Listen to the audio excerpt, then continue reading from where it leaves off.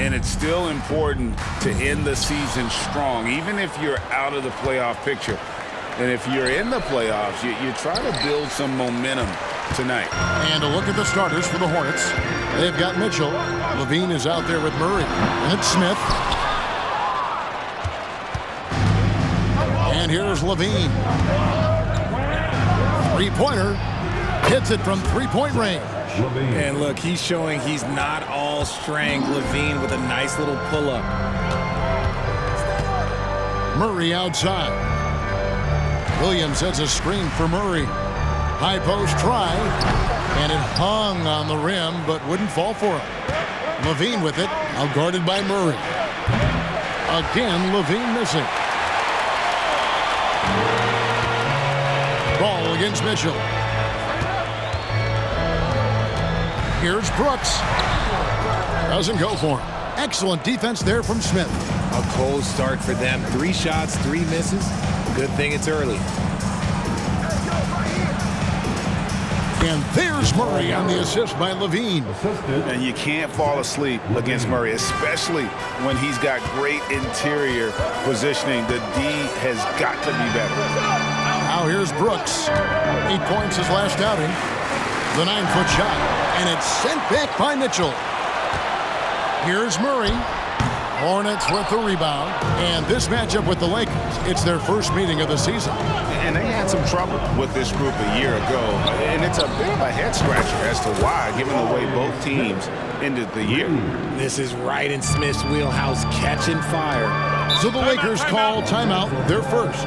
Defeated by the Wizards in their last game, they'll try to put that one behind them. I'll tell you, they played hard, they drew fouls, but they could not convert at the line.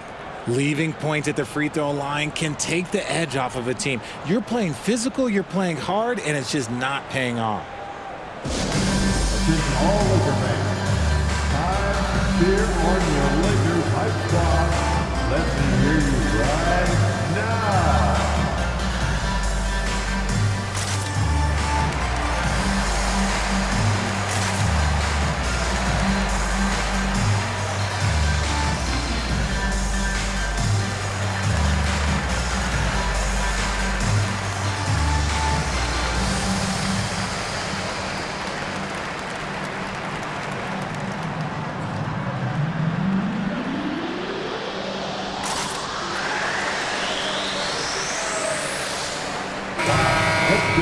One more time, it was Lakers Hype Squad.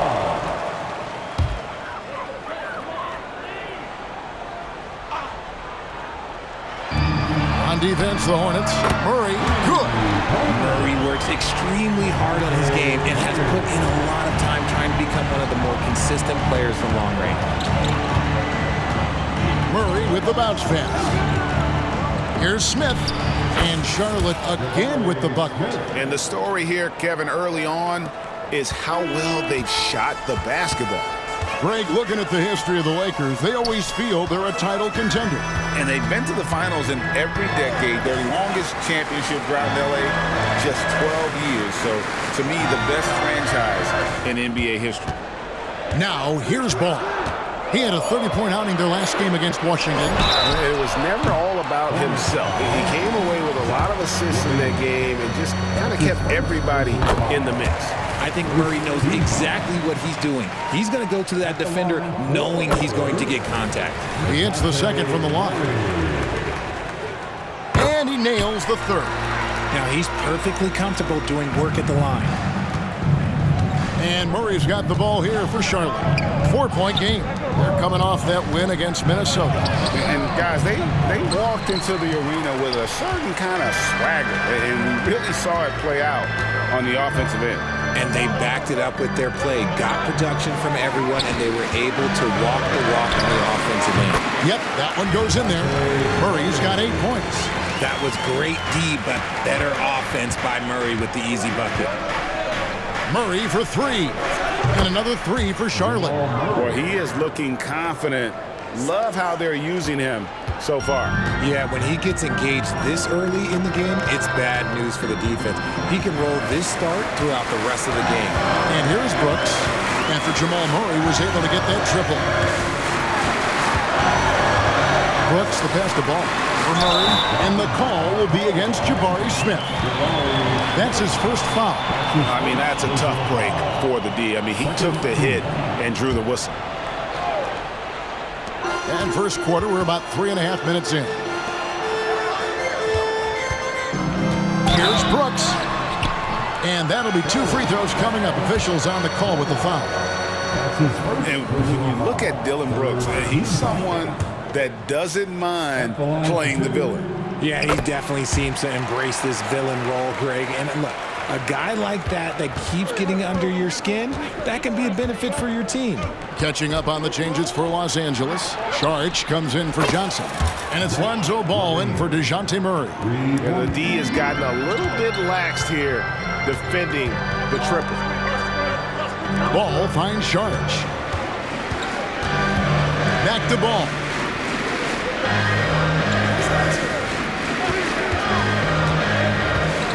Over Lavine. 11 feet out, and he hits it. And we knew LaMelo was talented coming into the league. What we didn't quite know was how much of an impact he would make in terms of controlling the flow of the game.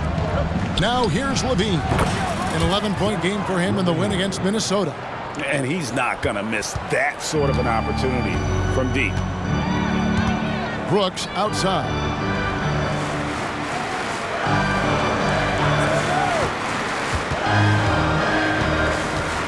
.127 left in the first quarter of the game.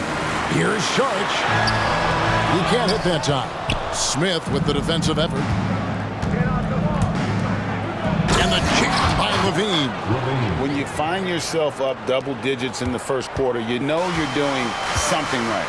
They were ready to roll right through the tip. There was no warm-up period. There was only, let's do this. And the Lakers call time here.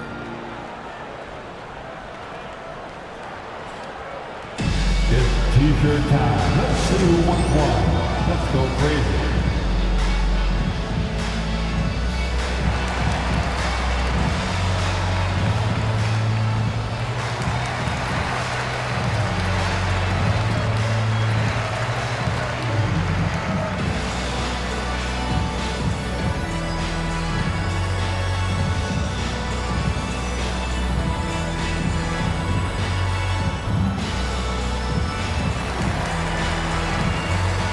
James checked in for the Hornets.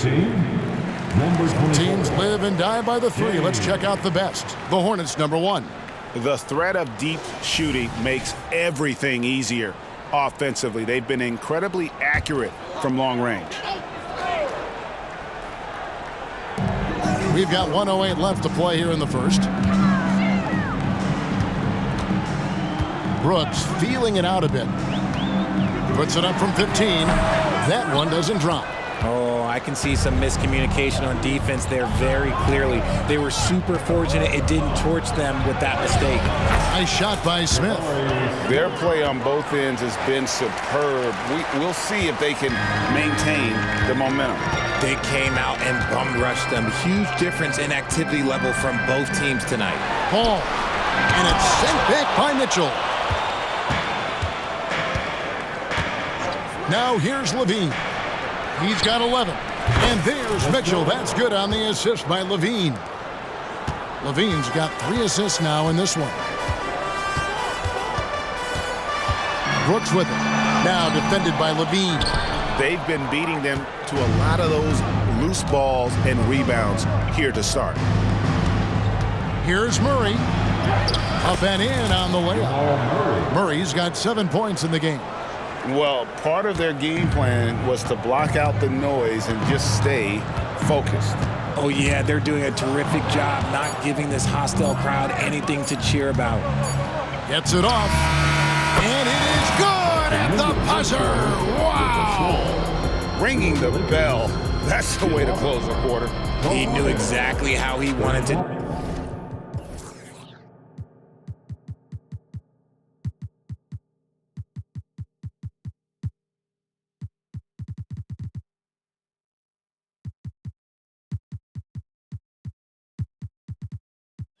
Do it too. There was no doubt in his mind that it was gonna fall. And that's it for the first quarter in what's been a very lopsided game. Hornets on top, running away with this one. And back with the start of the second quarter in just a moment.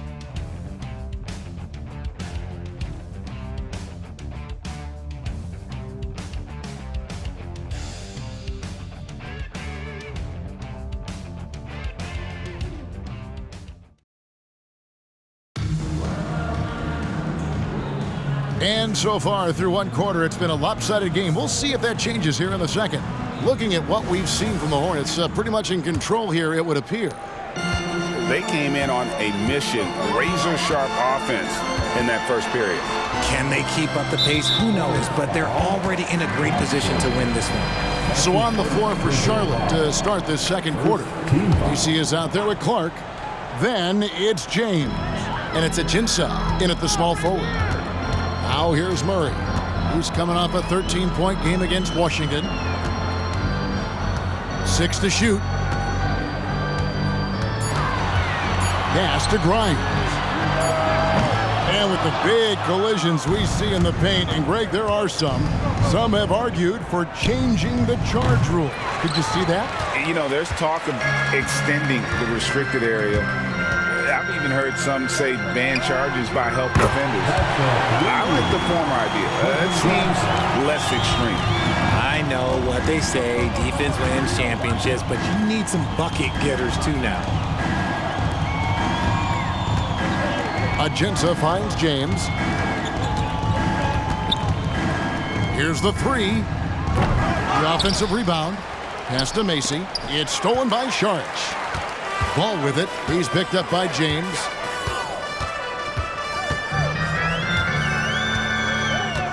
The drive by Ball. And the shot goes in. Ball's got his first 2 points. Gotta respect how quickly Ball gets to the rack. I mean, if you give him the lane to the rim, he is going to exploit it quickly. Count the basket. And the Hornets lead by 17.